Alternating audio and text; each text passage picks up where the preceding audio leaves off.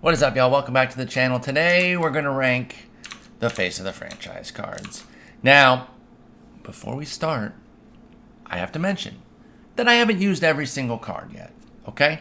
So, you know what you want to do when you're going to start a video is you want to undermine yourself immediately. You want to remove your credibility off rip. And that's what I've just done by mentioning that I haven't used every single card. But I've got an idea about how cards play, generally speaking. I feel confident that I can give a strong ranking here and let y'all know what cards you should be going after and give some good reasons why. So while I have used a handful, I have not used all of them. But I'm still going to rank them because everyone keeps asking what's the best one to go for? Which ones should we go for? So I think we've got a decent handle. I'm going to use some community input. So thanks to those of you in my Twitch channel who come in and talk about how this one rakes for you, or this one hasn't really done the job, etc., etc. So let's just dive right in here. And I'm looking at this list right now. I'm trying to think, should we go 30 to 1 or 1 to 30? I'm thinking 30 to 1. I'm thinking that's the way to go. So let me sort this a little bit differently here. Bing, bang, boom. All right, let's do it. 30 to 1, the face of the franchise cards, team affinity. This is how you should go for them. Now, I'm going to start at 30, and I'm sorry, Cards fans, don't get mad, but it is Yachty. And there's a few factors at play here. First off, let me be clear. Let me just put this caveat out right off the rip. None of these are bad cards. These are not bad cards. Even the 30th ranked one is not a bad card. You can go for it, and you may have great experience with it, and I don't want to invalidate that experience. This is not to make people feel good or anything like that. It's a fact. They made 30 awesome cards for us in Diamond Dynasty with these face of the franchise cards, so that way, regardless of what your favorite team is, you can go for the card and feel like, hey, I'm getting something good. But somebody has to be 30th, right? It can't be, 1 through 5, and then everybody else is tied for 6th. We're not doing that. So we're ranking them. So for me, the Yachty comes in here at the bottom. I will say with catcher defense mattering more, that certainly helps. One of the things that's going to play a factor, you're going to hear me mention, is that other cards available could undercut why I like a card. And for me, I did the Evolution Pudge, and so I have the Diamond Pudge now, and so I don't really need Yachty. Now, if you didn't choose Pudge as your Evo, you're thinking, well, I still need a catcher, Paul. What am I going to do? Understood. This is my ranking. This is how I feel, and I'm trying to give you some guidance. The parts that you feel comfortable with, and you're like, hey, I'm like Paul. I'm going to go with this route. Some of the parts you're like, I didn't get Pudge, so I need a catcher, and maybe you go for Yachty. But he's 30th for me because the defense, while good, is not top of the scale. The offense is solid, big vision, good contact. There'll probably be some punch there. This card prototype has played a lot better the last couple of years with the way hitting has changed. You can hit homers. A couple of years ago, this card was absolutely useless. If you had sub 70 power, it just didn't matter. It wasn't going to be a good card. The 5 speed hurts too. I don't like a guy who just clogs up the bases. You need a backup catcher because in those close and late situations, you're going to want to put a pinch runner on if Yachty comes in with a clutch base hit in that close game. So that's another factor there that's working against Yachty. Number 29, and this one surprises me, but this Vlad Jr., man, I've heard negative things. I have not used them, as you can see. I don't have any Diamond Dynasty numbers there. But I've just had bad experiences with Vlad Jr. thus far. This dates back to 19 and a very limited sample of live series Vlad this year, which is a silver, but silver cards can absolutely beast out, so I can't even use that as an excuse to protect him. The simple fact is, I have not clicked with Vlad Jr. cards yet. The Future Star last year, I tried so many times, and every time I got something going the right way, I thought, this is it, this is the turning point, and it was never the turning point. So I have to be a little bit harsh here and put Vlad Jr. at 29. The offensive ratings are strong, but not off the charts, and then he's a defensive liability at 3rd, and you don't really want to put him at 1st because there's so much good first base talent out there that you can't really put him there. And again, a slow guy, so you got to move him down the list as well. This next guy is not necessarily slow, and I know some of y'all have a great time with Lorenzo Cain cards, but I'm still putting him at 28, and it's more just of the quality that's around that's around him and coming up here in this list, as opposed to anything that's necessarily and firmly against what he can do. Sorry, I'm doing a little shuffling there to make sure that this list goes in the proper order, and I apologize for that. But yeah, with Lorenzo Cain, the hitting, again, this hitter prototype can play, but what am I giving up? I'm giving up an arm, and arms are a big deal this year with the way they revolutionized everything with throwing. And while he isn't slow at 66, he's certainly not fast either. So what does he really bring to the table? Not much. I'd rather wait for a beastly low Cain. What was it, 2017 where he went off? What's the Royals flashback that we usually get? Let's get that card back in the game, and I'll have a more favorable opinion of it. This next one at 27 is Buster Posey. Now, this is heavily tied to the fact that you can just wait and get the Academy Award, Buster Posey, which is at what level? I don't remember. I should go out and look, but I'm not going to right now. But if you really like Buster Posey, just wait and get that beastly one, because Buster Posey cards do slap, and that was something I learned last year from the community. They kept pressuring me to take Signature Series or even the solid Diamond that he had, even Live Series in Battle Royale. Take Posey, and I was late to the train of Posey being a beast. So I'm sure this card can absolutely slap, but I would just rather take my time, put a stopgap catcher in, and then get the Academy Award Posey if I'm a big Posey guy. Next up, and this is one where I feel like I could end up being big wrong once I use the card, because I've heard from Justin Turner believers that he's a stud, but I've got him at 25 here because I haven't experienced it myself. There are 4 positions, but the defense is bronze, and if you put him out of position, it's even going to be even a bit lower, and so that's risky. The infield is stacked. In fact, just the infield in these Face of the Franchise cards is stacked. So he's really, really going to need to hit.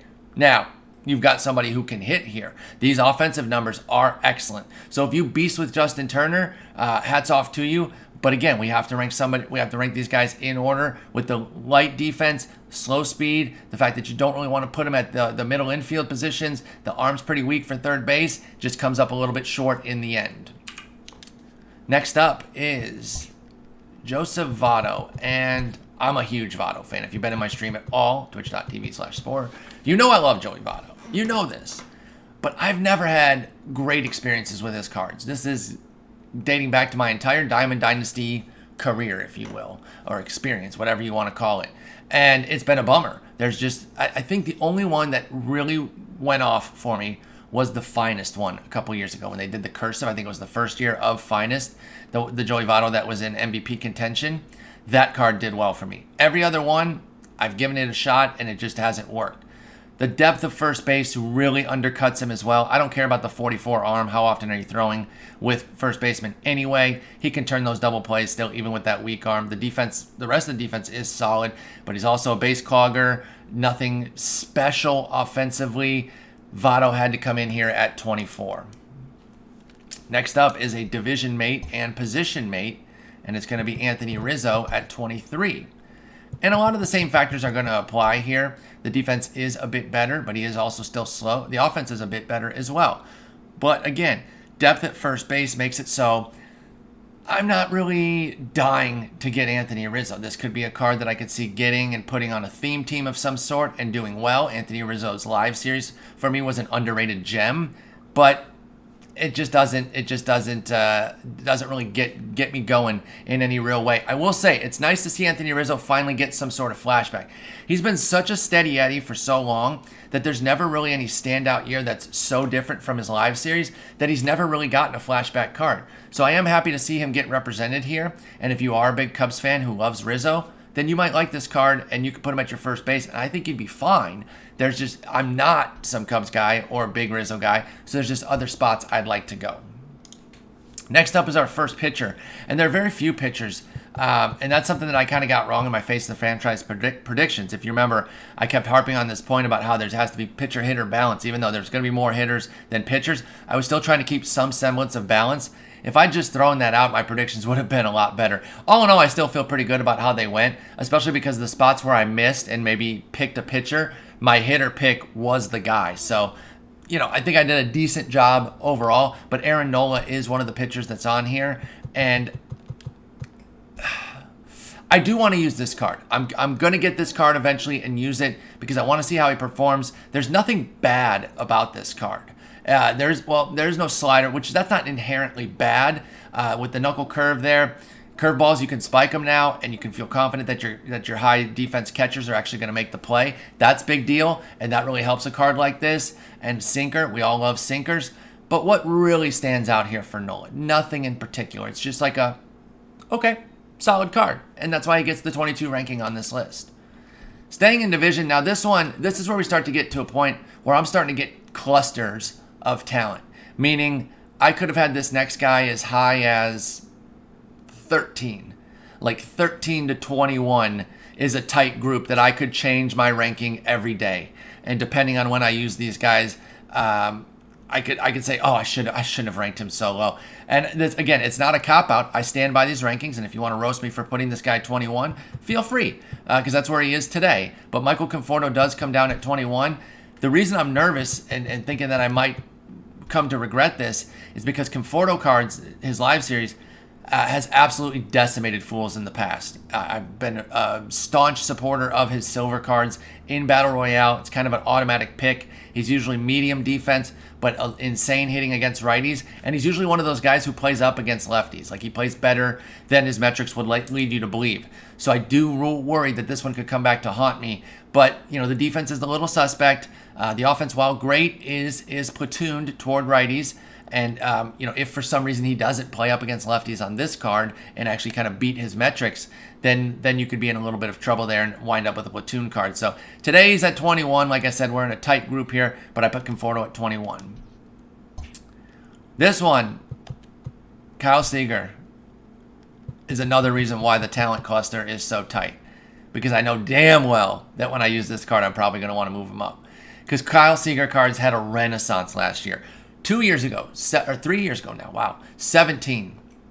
I got Kyle Seager and Brian Dozier in like the initial pack, or one was my loyalty, and then I got the other one in the first night packs. Whatever, they were my second and third baseman for the bulk of the beginning of the season, and they were insane.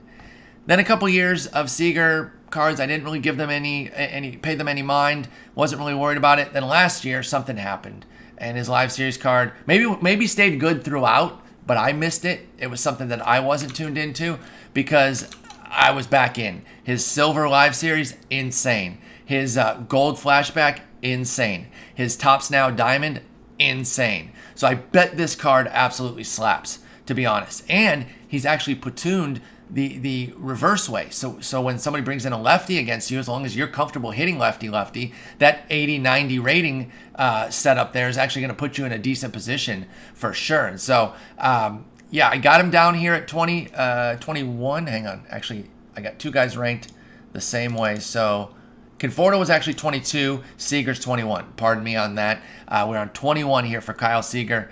I want to see what happens when I use him. He may end up scaling the rankings, but for now, this is where I've got him. Part of it's positional depth as well. The arm's a little bit weak for third base, but I bet this card slaps. Next up at 20 is the gentleman from my own favorite team, but I haven't used him yet, and I'm eager to do so, Matthew Boyd. I've heard this card's pretty good so far. Now, I love the depth of arsenal.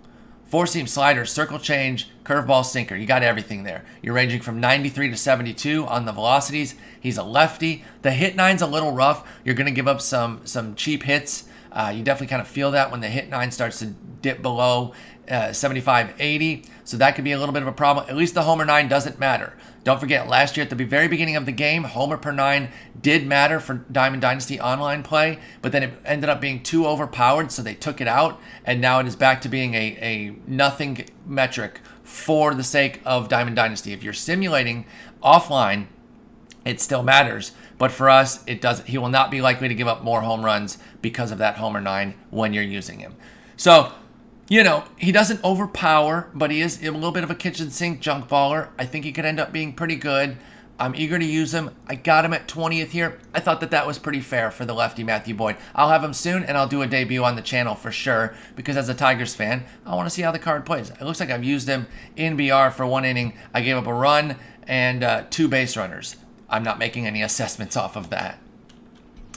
Next up, another one that could draw the ire of some, namely one Bengal Designs, as I'm putting David Peralta here at 19, and I'm nervous because I'm definitely going to live to regret this one. I've loved David Peralta cards pretty much as long as Bengal. I'm not trying to take credit for his guy or anything. I know that he is associated with him, and that's fine.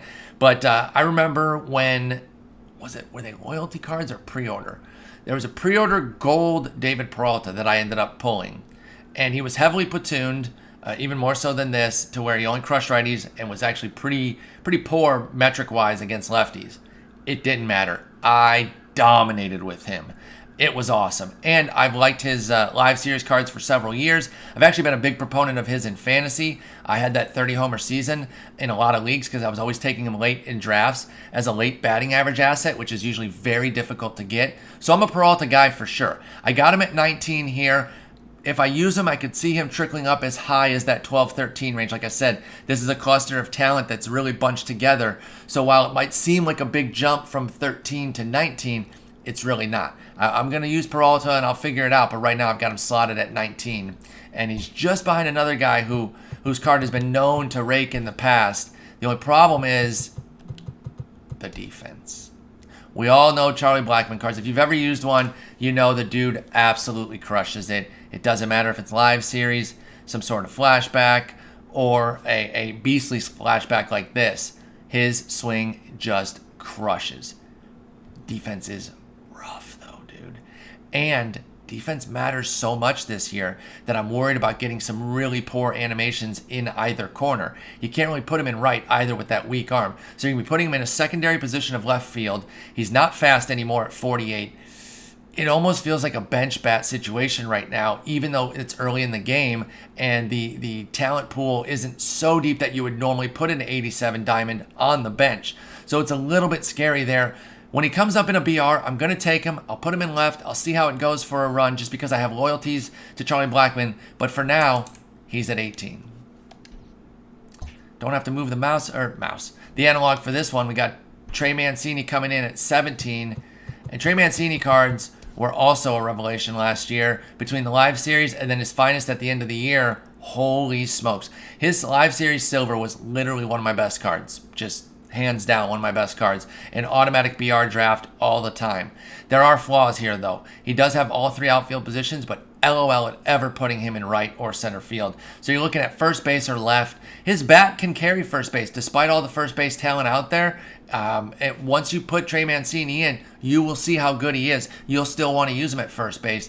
But I understand if you're not bending over backwards to go get him right now because of all the first base talent that's out there. You don't really want to put him in left either. Although the other defensive metrics aren't bad. It's just a weak arm. So hit that cutoff with regularity. You should be all right. I would see using him in BR events, but maybe seasons could be a little bit tough. Maybe bench bat only for Trey. Get well soon too, Trey. Everyone's pulling for you for sure. Badass dude. Seems like a really good guy. Obviously dealing with something major right now. In addition to everything that's going on in the world, don't forget about keeping Trey in your thoughts as he kind of comes back from a tumor surgery on his colon there. It was a malignant tumor, I believe, but he looks like he's recovering well. So thoughts up to Trey Mancini for sure. Moving on to number 16 here. We're almost at the halfway mark. Josh Bell. Josh Bell cards were another series that absolutely dominated last year.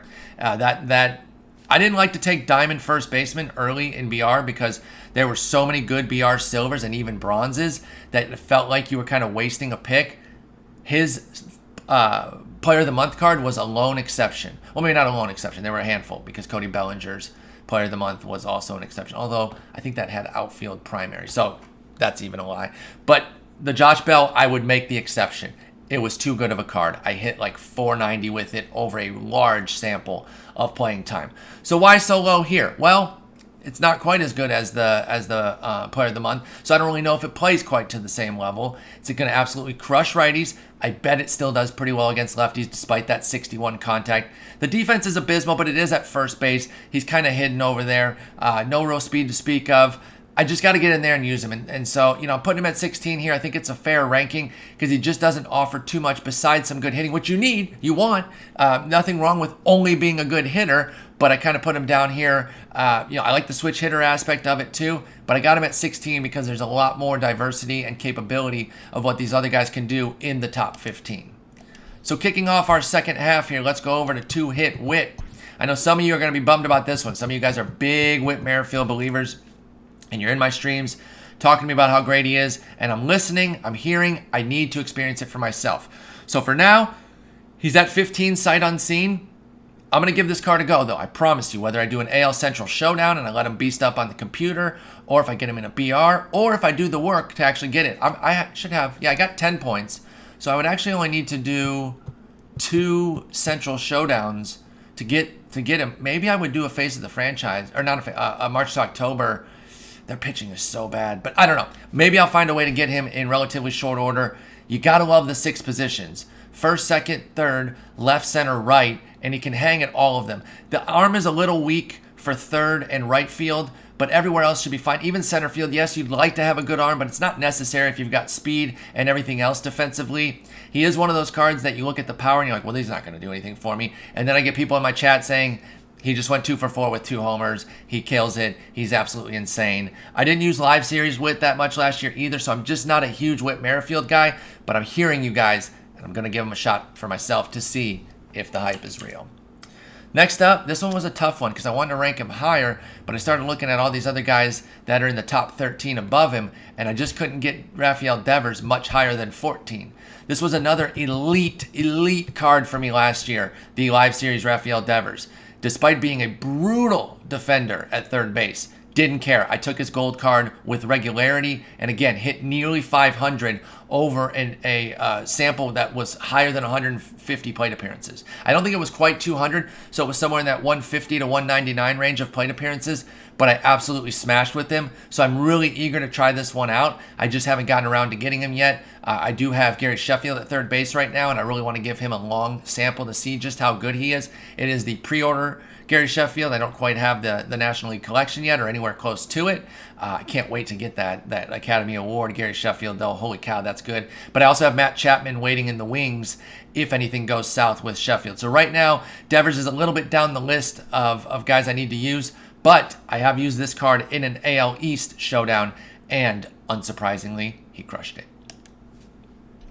Next up is Uncle Byron. If you come to my streams, you know the meme of Uncle Byron. Byron freaking Buxton.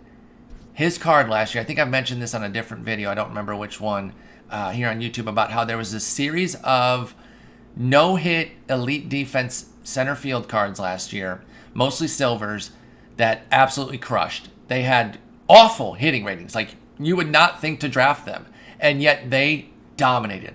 Byron Buxton was chief among them. Jackie Bradley Jr., Billy Hamilton, Harrison Bader, Kevin Kiermaier.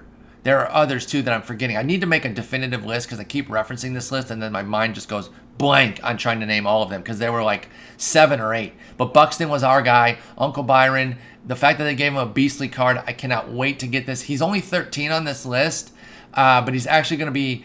If this was a personal I'm targeting list as opposed to trying to better the community and really get them situated with the best cards that they can get, which is what this list really is, Uncle Byron is higher on my personal list than he is on this list just because I don't know if he plays as well for y'all as he does for me. So he got a little bit of special spot for me and the stream. So we've got him probably as high as like 6 or 7 on where I want to get him. But for the community, I'll say 13th because I don't know if that offense is going to play for everybody the way he does for me. But you can't argue with that defense and speed. That's insane. And with as important as defense is in center field this year, even if he only hits like 270 for you with like, I don't know, a 780 OPS. That's pretty meager, but if you're batting him 8 or 9, depending on where you bat your pitcher, that can hang as long as he's giving you elite defense and stealing bases if you're a good base stealer. I'm actually wretched at it. But Uncle Byron in the cut here at 13. Next up is another one of those live series cards last year that was so good. Took me a little while to get used to it or to learn about the Brian Anderson experience, but holy cow, was he insane. Turns out his finest followed suit. It was also an elite card, so I'm going to give this face of the franchise a lot of love here. Look at that defense, and you can put him at first, second, third, left, or right, and feel very comfortable with him out there. Put him at third with that arm, put him in right with that arm. Those are the two positions I'd really look to use. You're kind of wasting him at first base, so I wouldn't do that. Left field, you can still utilize an arm. You usually put a weaker arm out there because it's closer to home plate. But if you've already got a good right fielder that you trust, put him out there. But he's a monster. And don't even get hung up on these offensive numbers. He plays well above them regularly. So I'm very excited to get Brian Anderson. I think maybe a Marlins face of the franchise. I keep calling it face of the franchise. A Marlins March to October could be fun. I'm already doing a Tigers one, though, so I don't know how many terrible teams I can do. But I know my boy Quashtag is doing one with the Marlins, and hopefully he's doing well with it. I bet he gets Jorge Soler via trade, and then all hell's going to break loose, and he's going to make the World Series with them. So now that was number 12. We're at 11, and we're starting to get into the ones that are like damn near must-gets. Ozzie Albies, baby. This is a switch-hitting second baseman with shortstop capability. And now you see the arm is a little bit light for shortstop at 54, so second base is probably where you want him. And the platoon is a little bit light, where he's heavily favored against lefties. However, if it's anything like his live series card last year or his finest, he plays up against righties. It's just something about the swing, the way he works, at least for me and a lot of others in the community, where the metrics almost don't matter, and he's still able to get base hits on that weak side, but then you get him against the lefty, and it's home runs for days, doubles off the wall, etc., etc. Great defense outside of the arm, so you feel really confident about having him at second base, and you can maybe hide him at short. That's really up to you. I'd put somebody else stronger at short because of the arm, but I'll put him at second base. You got quality speed, not huge on the stealing. Like I said earlier, I'm a bad base stealer anyway, so that's fine with me. I don't need him to be running wild on the bases. I just need him to be somebody who's not going to clog that up, and with a 73, no chance of that. We are into the top 10, y'all, and you're going to notice a bit of a theme. There's a lot of middle infielders here because it's such an important position. So, number 10. I know some of you are going to have him higher. These are my rankings. You let me know yours. But I got Fernando Tatis Jr. here at 10. Fernando Tatis cards are insane. Live series last year, so good. Future star, so good. This one, probably so good. He's a double diamond. He does everything. The only issue he has is the arm accuracy. However, I've kind of adjusted to the new throw meter, so I'm not sure that that's really going to bother me too much. When I first got the, we'll call it the Omega, or something similar to that, back in December, I struggled big time with the new throw meter. I thought it was a bug. That's how bad I was. I was like, well, I better turn in this bug. But no, they changed it to make it tougher on purpose. They're like, hey, get good, kid. And I was like, oh, okay. And so I worried about Fernando Tatis Jr. His live series card was wretched for me. I was throwing the ball all over the joint, anywhere but first base. But I'm pretty much used to it now, and a 60 is actually not too bad. It's about average, so you really shouldn't have that much trouble making sure that you're getting green throws. Even if they're not perfect, they should be fine. You shouldn't be pulling the first baseman off the bag too often there. And so everything else is in place. The vision is where you can get in a little bit of trouble once you hit Hall of Fame and above. I'm not there yet in seasons, so that wouldn't necessarily bother me. But those of you who are already there for your season's play, this could be a little bit of trouble, as that PCI is going to be really small. But once you get a hold of it, watch out, because look at that contact and power. All four of those metrics are really, really strong. You got the premium speed. You got the amazing defense outside of the arm accuracy. Lots to like there. And if you don't want to put him at short because you are worried about that throw meter, throw him at second. You hide him a little bit there, and you don't even have to worry about that. His biggest flaw is covered at that point, at least defensively. Next up, at number 9 is Yoan Moncada. Now, I did do one AL Central Face of the Franchise, and I also had him in a Face of the Franchise Showdown. Now I'm calling everything Face of the Franchise. Oh, you're going to play Face of the Franchise tonight? Yeah, what's your record? I'm 13 and 12, and I'm talking about ranked seasons because I just call everything Face of the Franchise. Oh yeah, I'm 9-0 in Face of the Franchise right now. I'm going for my 12-win Garrett Cole because everything's Face of the Franchise now. Sick brain, dude. But I did one showdown and one BR run with this Moncada, and I was really impressed. Here's how it went in the BR run. As you can see, it was a 9-gamer. I went 7-2, and he was an instrumental part of it. So small sample for sure, but lots to love there. Switch hitter, absolutely crushes. Let's see if he did well against lefties. 333 against lefties. He was doing most of his damage against righties.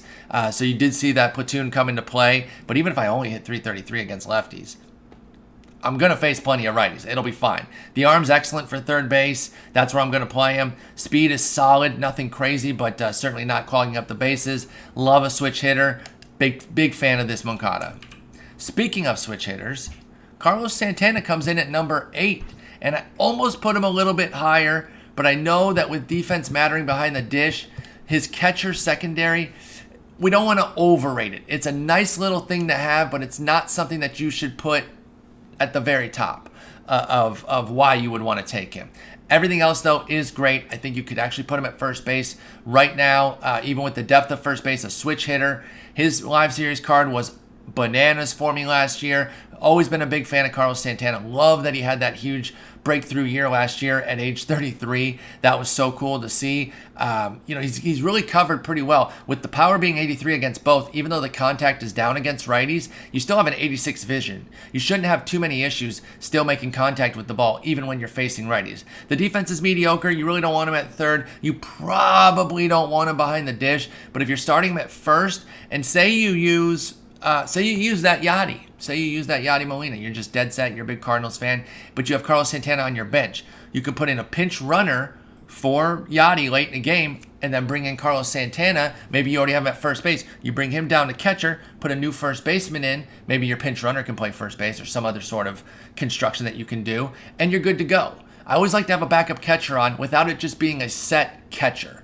It's somebody who can do other things. That's why I really like this Carlos Santana card, not to mention the fact that Carlos Santana cards have been very, very good for me. We're in the top 7 now. Number 7. We're gonna double up on shortstops here. Carlos Correa. Bang, bang, baby. He's here at 7. Got to do it. This card's too good. Look at this monster. First off, look at that sick arm. Put him at short, put him at third. You're going to love it. He's going to be hosing the ball all over the place. Then bounce over to the offense. You want some power? Get him against a righty. Watch out. You want some contact? Get him against a lefty. Watch out. I love that diversity of profile there to where whatever people are throwing at you as far as pitcher handedness, you're covered. You're good to go. Speed, a little bit above average. 60 is usually about average. So it should be fine. Not going to hurt you. Not going to necessarily help you, but not going to clog it up too. And again, that's been a big factor. I keep mentioning that regularly because I don't want guys who clog the bases if I can avoid it. Sometimes you just take the hit because the guy's so good, but you don't want that from a middle infielder, and Correa will not do that for you. I did use him for 3 at-bats, and I'm 1 for 2 with a walk, including a homer. Elite card. See? Told you. Next up is Glaber. I said I was going back-to-back shortstops here, and Glaber's the next one. And what can I say about Glaber? I will again harken back to 19 and say that both his live series and Topps Now cards were unbelievable for me. I loved both of them. I think he was the finest as well, right? I believe I used that too and did all right. I didn't use a huge sample of it. But his cards were just insane. He had an amazing year. Baltimore fans are still having nightmares about him. Brilliantly balanced there with his offense. Really solid defense that you should have no problem with. I know it's a silver defensive profile, and his fielding won't necessarily draw a lot of great animations. Put him at second then if you're worried about it. That should be fine. The arm's good enough to hold short or third, but he might get you some tricky animations that aren't that great, but the offense will more than make up for it. He is a little bit lackluster in the speed. 40, 45 is about the cutoff to where you're not always just clogging up the bases. He can go first to third on a lot of singles if it's a sharp single to right field. A lot of guys can't go first to third, even speedsters. So you shouldn't hold that against Glaber too much. We are into the top 5, folks. These are the 5 that I'm most seeking out. In fact, I already have 3 of them, and believe it or not, they're my top 3. But at number 5, who I don't have just yet, but I'm going to be working on, is Joseph Nicholas Gallo, the absolute god. What an absolute monster. Look at that defense. I know he does. Listen, I know he hits moonshots for days. We know that, though. So let's look at the thing that we maybe are a little bit surprised by, that defense, and just drool. That arm with the new throwing mechanics to hose people. I dare people to run on him. I don't care. I don't care if I'm putting him in center field and I'm at the wall. Run. Do it. You won't. Yes, we know the vision is very much challenged. If you're a PCI god, you can even use him on Hall of Fame. It's probably best to use him All-Star and below as a starter, and then maybe move him to the bench once you get into that Hall of Fame and Legend level. But again, depending, you know your skill level. If you can place the PCI, you can still hit tanks with him even on those levels. If you need the comfort of a bigger PCI, you do have to start to lean away from Joseph Gallo once you get into Hall of Fame ranking. But everything else is insane. Events, BR, Showdown, it's game over for Gallo. He's insane. And he's a little bit above average speed-wise too. So he's getting to different stuff in the outfield to make those throws. So this profile is so incredible. Love using him. He's a community god for a reason. And you got 5 positions to choose from with Gallo. Number 4, the one that they showed off to us to represent the series from the World Series champs, Mr. Juan Soto. Childish Bambino, baby. Look at that. Look at that. The offense is so good that you kind of live with the defense in left field. It's not very good, but you hide him in left. It shouldn't be a major issue. He shouldn't be falling over himself regularly. He's going to have a couple of those start-stop ones where he takes the first step in and it maybe goes over his head. You kind of take that, though, because he should have over 1,000 OPS for you at most levels. I mean, this hitting card is nuts. Juan Soto cards absolutely slap. His Tops Now card was one of my absolute faves last year. Carried an 1,100 OPS throughout the entire year. Over 250 plate appearances. Huge fan. Solid speed as well, because he was sneaky speedster last year. Or not speedster, but sneaky base stealer, I should say. But Juan Soto, he's a monster. I'm going to be getting him soon. I might actually get Gallo and Buxton before Soto, but I do love this card, and I've heard nothing but rave reviews about him. All right, the top 3. I can actually speak to all 3 of them because I've used them. Number 3 is the man, Blake Snell. He is a monster. We all know about his new delivery, his overhand delivery. I think some people think it's glitched out and messed up in the game. It's not. I mean, watch how he pitches. And his live series has been doing really well for folks this year. As you can see, I've got 8 strong innings with him, 10 strikeouts, 3.38 ERA, 1.00 whip, which is fantastic. He's got the standard 4 pitches. He runs from 96 to 81. The fastball can get up to 98. So you're looking at a 17-mile-per-hour difference between the top end and the low end of his stuff.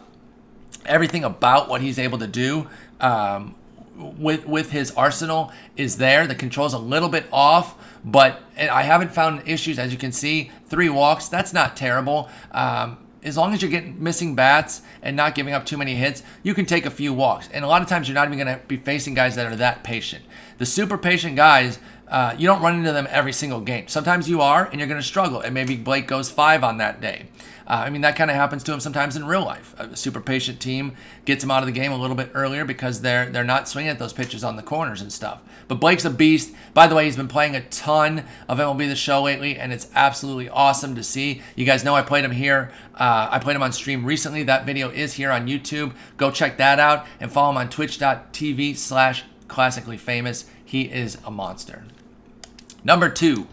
Dun, dun, dun. Which way am I going to go? Which 2 are left?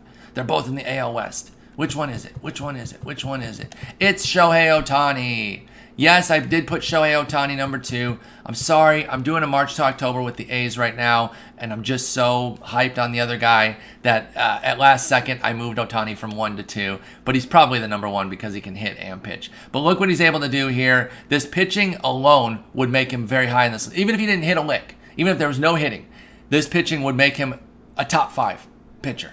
I've struggled a little bit with him. As you can see, 7 walks. I'm not too worried about it. The person I was facing was one of those beasts who really dialed in and took everything I was throwing on the corners. As you can see, I still got 7 strikeouts, though. It's one of those games where you're like, that was pretty bad because of the 7 walks, but you still got 7 punchies. So the stuff's still kind of dynamic. So I'm not worried about it at all. That's 1 start. I'm not judging him off of that. I love what he's able to do. I love splitters. I've told you guys how much I'm obsessed with them. They basically function as harder changeups, and he's got the arsenal that runs from 98 to 74. That is so stupid. He can pop 99, 100 at times, so you're looking at a 26-mile-per-hour difference from top to bottom. It's gross. Oh, and he hits. And watch out righties, because he can hit very well. Now, I don't know how many at-bats I got with him to see. I went 1 for 3. And let's see, was the hit anything special? I did ground into a double play like an idiot. I did get an extra base hit, so was it a double? I think it was just a double. In that game, yeah, two total bases, so it was a double. Oh, there it is. There's a double. But I love this card. I'm excited to use it a lot more in seasons to get those numbers up. First guy I played, tip my cap. You were very patient. Still ended up winning the game late. No big deal, just saying. Otani was not around to collect the win, but this card's awesome. And if you faced him in I almost called it face of the franchise. If you faced him in Showdown, you know. So the number one is indeed the Oakland A's, Matt Olson. And I know I'm ranking a first baseman number one, and that's such a deep position that you're like, come on, Paul, for real. I'm sorry, like I said, I'm so obsessed with the A's and Matty O right now. We are in the ALDS of my March to October. He's been so instrumental. I used the live series first baseman, Matt Olson, for every game pretty much up until I got the new one here. I haven't used the new one that much, but he did hit a 2-run homer. I believe that was in the Kopech video. I don't know. I think I hit that before because I didn't show the whole game for the Kopech video. I just showed it for his 6 innings. But I believe that 2-run homer was in game. So you saw that. You saw his debut. He went 1 for 4 with a 2-run yak. Matty O's just insane this year, y'all. This is the number one for me. Again, I know it's first base, but you could also put him in right field.